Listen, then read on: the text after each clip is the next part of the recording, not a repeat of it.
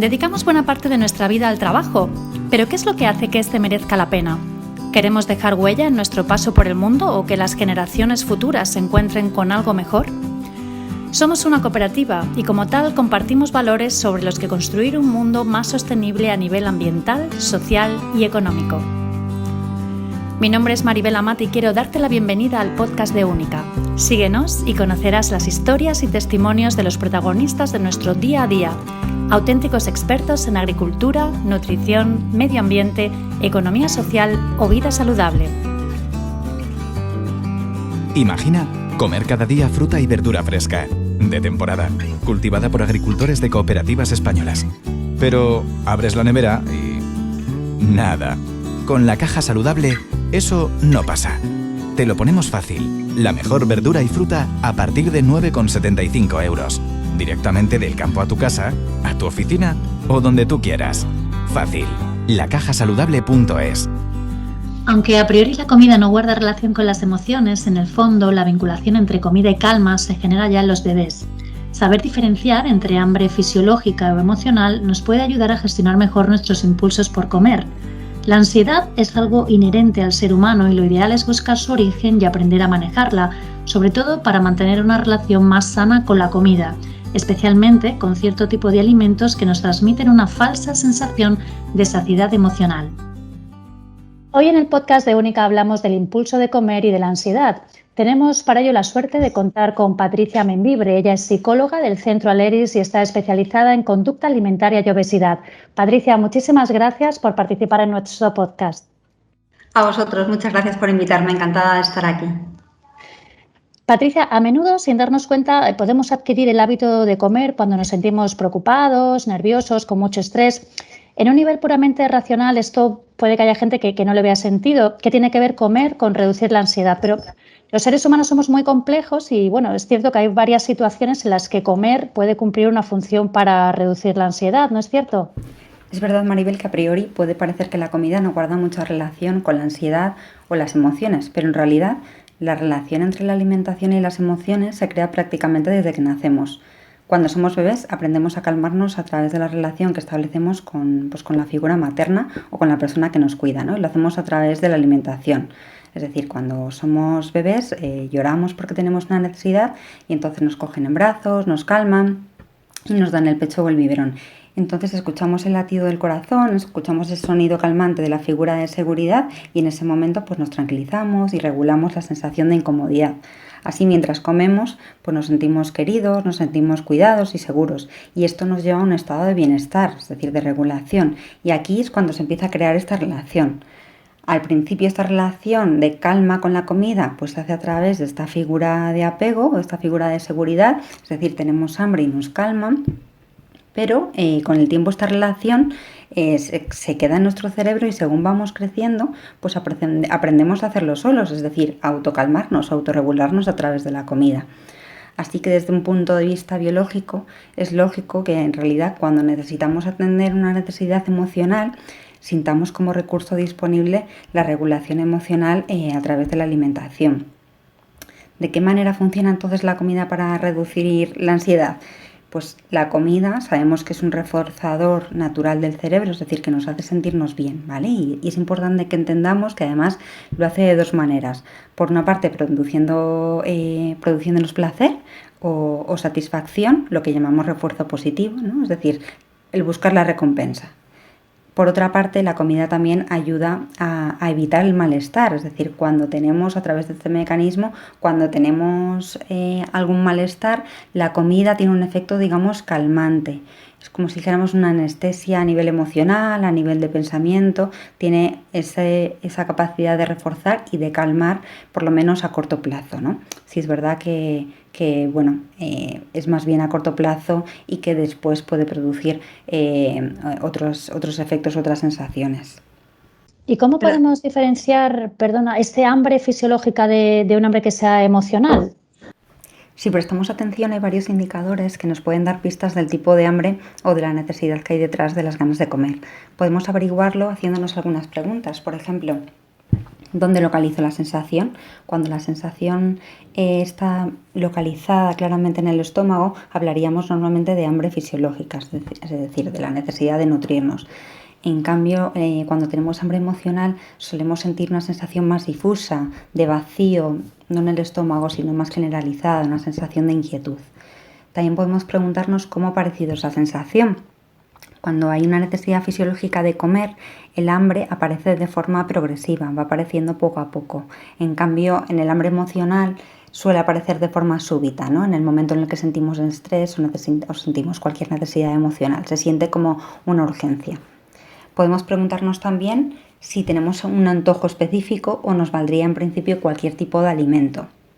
Cuando tenemos hambre fisiológica no suele haber una necesidad de comer ningún alimento muy concreto. Eso no quiere decir que no podamos sentir una preferencia por determinados alimentos, ¿no? No es que siempre nos vaya a valer una manzana o una ensalada, pero si comemos cualquier alimento nos pueda calmar esa saciedad o podemos lograr esa saciedad. En cambio, en el hambre emocional suele haber preferencia por determinado tipo de alimentos, ¿no? Pues a veces muy salados o a veces muy dulces. Otra pregunta interesante es si puedo posponer la ingesta en ese momento. Cuando tenemos hambre fisiológica, casi siempre sentimos que podemos posponer un poco más la ingesta pues hasta que llegue la hora de comer o lo que sea, ¿no? En cambio, cuando sentimos hambre emocional, se suele sentir, como decíamos, con esa urgencia, con esa necesidad de calmarlo inmediatamente. Otra forma de distinguirlo es a posteriori, cuando terminamos la ingesta. En el hambre fisiológica suele haber una sensación de estar lleno o de plenitud, acompañada de una sensación de bienestar. En cambio, en el hambre emocional, a menudo después de la ingesta surge sentimiento de culpa y arrepentimiento, y además no siempre hay la sensación de estar saciado. Podemos haber hecho una gran ingesta emocional y seguir sintiendo la necesidad de seguir comiendo, ¿no? Rara vez se nota la saciedad. Así que bueno, estas serían como las claves fundamentales para lograr identificar de dónde viene o qué hay detrás de estas ganas de comer. Ujú.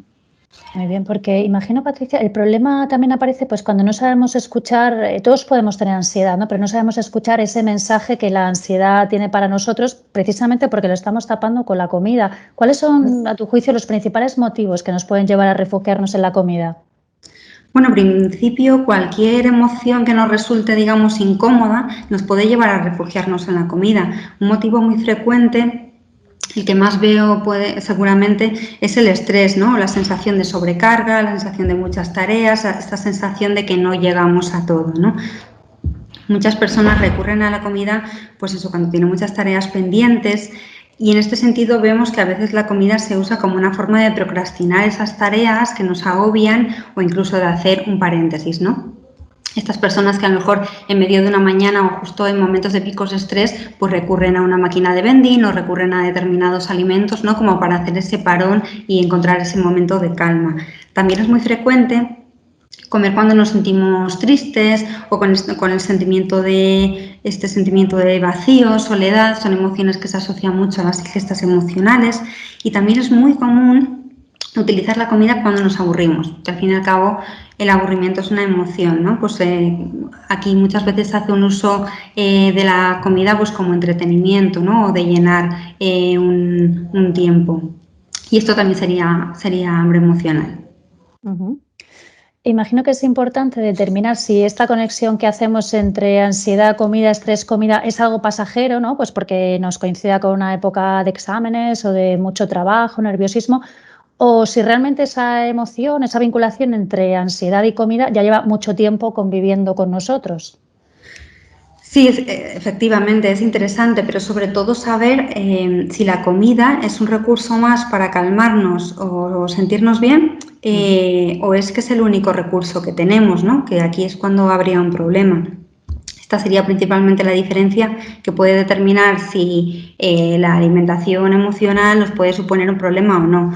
Es decir, no tiene nada de malo que una persona puntualmente, de vez en cuando, pues recurra a la comida para aliviar su estrés, o que una persona note que, por ejemplo, como decías, pues durante la época de exámenes se consuman más dulces, siempre que esta persona disponga al final de otros recursos, ¿no? En un momento dado. El problema puede venir cuando al final se utiliza la comida de manera sistemática, siempre que hay una necesidad emocional, sobre todo porque ahí estaríamos tapando, ¿no?, emociones, y además si se utiliza siempre, pues es cuando realmente esta ingesta emocional puede tener un impacto a nivel de peso, a nivel de salud, ¿no?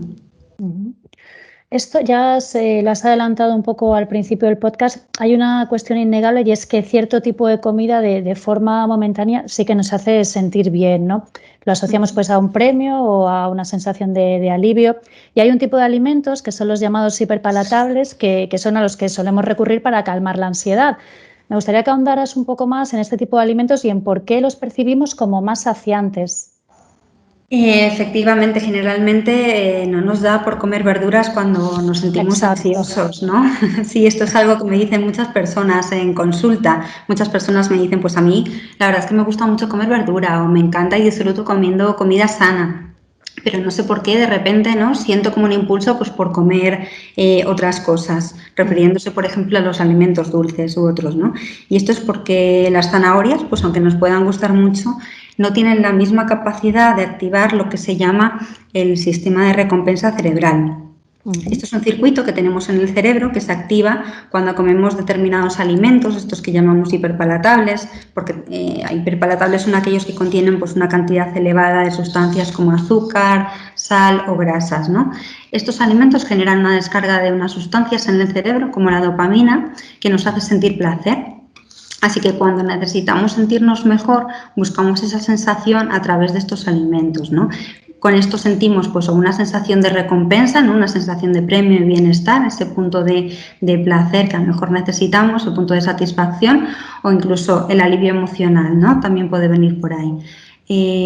Además sabemos que además del sabor que tienen estos alimentos hiperpalatables, hay otros aspectos de las comidas que influyen o que producen una activación en este sistema de recompensa. Por ejemplo, hay texturas que sentimos como más placenteras, ¿no? Y estas suelen ser las texturas, sobre todo las crujientes y las cremosas, o especialmente la combinación de ambas. De ahí que muchos alimentos a los que típicamente se recurre para aliviar el malestar, pues sean las galletas, las patatas fritas, ¿no?, todo este tipo de alimentos crujientes que además de esa textura pues tienen esos sabores que decíamos, ¿no?, muy dulces, muy salados. Lo malo es que, como decías, no son los percibimos como los más saciantes. No sé si los más saciantes son en realidad los que más sacian, ¿no?, a nivel de esa necesidad emocional, pero en realidad desde el punto de vista fisiológico más bien ocurre lo contrario. En realidad son muy malas elecciones y lo que queremos es saciar el hambre, ¿no? Realmente cumple muy bien esa función emocional, pero desde luego no la función de saciar el hambre. Por eso hay veces que ocurre, por ejemplo, que intentamos compensar, ¿no?, esas ingestas emocionales de alimentos que digamos que son menos sanos, pero que son muy palatables, pues por ejemplo, compensando con otras comidas o saltándonos otras comidas, ¿no? Lo típico, pues he comido dulces por la tarde, voy a intentar no cenar, ¿no? Entonces, tenemos que plantearnos que esto no tiene mucho sentido, ya que esos alimentos no nos sacian el hambre, ¿no? No nos aportan nutrientes, por lo tanto, nos vamos a quedar con hambre y probablemente esto retroalimenta esa sensación de ansiedad, ¿no?, al quedarnos con esa sensación de hambre que resulta desagradable. Patricia, no sé si a lo mejor encuentras similitud o no, pero yo veo algunos pretextos que se utilizan, por ejemplo, para beber alcohol o para fumar, que a veces se parecen un poco a los pretextos que usamos para comer, por ejemplo, este tipo de alimentos, ¿no? Que digas, me lo he ganado o tengo un mal día, necesito calmar los nervios. ¿La comida puede llegar a ser adictiva o esta es una expresión demasiado exagerada? Pues es interesante esta pregunta porque en realidad hay un poco de controversia, ¿no?, en este tema sobre si determinados alimentos producen adicción o no. Sí parece que hay una similitud, de hecho muchos estudios apuntan a que efectivamente hay cierto parecido entre la adicción a ciertas sustancias como el alcohol o el tabaco y una posible adicción a alimentos, especialmente aquellos altos en azúcares y grasas. De hecho, hay bastante respaldo científico que nos muestra que se producen, con la ingesta repetida de azúcares, por ejemplo, se producen cambios en este sistema de recompensa cerebral que hablaba antes, y también problemas en el control de impulsos en personas que tienen un comportamiento, digamos, adictivo con la comida. Estos cambios en el sistema de recompensa cerebral pues son, por ejemplo, pues una mayor necesidad de alimentos dulces y grasos, digamos, para lograr la misma sensación. Y esto se parece bastante, por ejemplo, a la tolerancia que se da, por ejemplo, con el alcohol, ¿no? Que con un consumo repetido de alcohol, para lograr, digamos, el mismo nivel de efecto, cada vez hace falta más cantidad, ¿no? Y esto sí se está observando con ciertas sustancias, como decía, por ejemplo, el azúcar. De todas formas, es necesario seguir investigando en este tema porque, como decía, hay bastante controversia todavía. Yo personalmente prefiero ser cauta en este sentido a la hora de hablar de adicción a la comida, porque sobre todo creo que generan las personas la sensación de, digamos, de es que yo soy adicta a esto y no puedo hacer nada, ¿no? Muchas personas me dicen, pues soy adicta al chocolate. De hecho, evito tenerlo porque siento que en cuanto empiezo a comerlo no puedo parar. Y en realidad esto lo que hace es poner un poco el locus de control externo, ¿no? La idea de yo no puedo hacer nada, ¿no? Porque tengo un problema con eso. Y sí hay mucho que se puede hacer en este sentido. Es decir, incluso personas que tienen esta sensación de relación adictiva con la comida, mediante pautas y trabajos psicológicos se puede aprender a manejar y a mejorar la relación con estos alimentos. Además hay que tener en cuenta que este enfoque de la comida como si fuera algo adictivo no tiene mucho sentido, ¿no? Desde el punto de vista del manejo terapéutico, puesto que de la comida no es posible hacer abstinencia, ¿no? Sabemos que digamos, el manejo terapéutico del alcoholismo o del tabaquismo se realiza mediante el control de la abstinencia. Con la comida no lo podemos hacer, ¿no? Claro. Pues que no podemos prescindir de ella. Además, sabemos que las prohibiciones específicas de determinados alimentos aumentan la ansiedad y aumentan el deseo. Por otra parte, tenemos pues facilidad para comprar todo tipo de alimentos en todo momento. O sea, que es que plantear una abstinencia no tiene mucho sentido. Por lo tanto, sabemos que aunque haya cierta similitud, tenemos que trabajar la relación con la comida desde otro punto de vista, ¿no? Es interesante el enfoque. A veces, Patricia, bueno, conseguimos reprimirnos pues de lunes a jueves, de lunes a viernes, pero claro, llega el fin de semana, ya nos desatamos, nos abandonamos y siempre es el mismo pretexto, ¿no? De, bueno, es que ya es fin de semana, me puedo relajar, me puedo dar un homenaje. ¿De qué manera podríamos encontrar un equilibrio, una forma sana de convivir, ¿no? Y de abandonar esa dicotomía entre reprimirnos o abandonarnos a la indulgencia? Pues mira, me encanta que me hagas esta pregunta, Maribel, porque es algo que trabajo muchísimo en consulta con mis pacientes o con las personas en general con las que hablo de este tema. Me parece una cuestión importantísima. Esa dicotomía entre represión e indulgencia en realidad no nos ayuda en nada. Fíjate, si decíamos al principio que utilizamos determinados alimentos, bueno, pues aquellos que nos gustan mucho, ¿no? La pizza, los dulces, para calmar el malestar, ¿por qué los vamos a relegar necesariamente, ¿no? Al uso de ellos solamente el fin de semana?